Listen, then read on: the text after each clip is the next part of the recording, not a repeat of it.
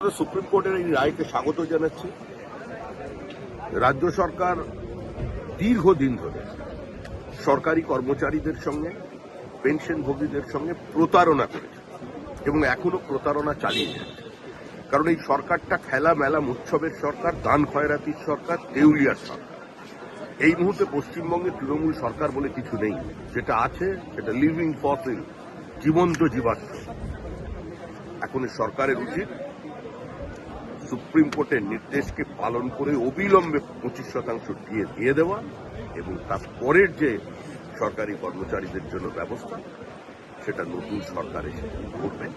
পশ্চিমবঙ্গ সরকারি কর্মচারীর এবং পেনশনভোগীর তারা কেন্দ্রের হারে পাবেন নতুন সরকারের কাছ থেকে, কিন্তু এই 25% টাকা অবিলম্বে তৃণমূলকে দিতে হবে। ফলো করুন টাইমস নাও খবর।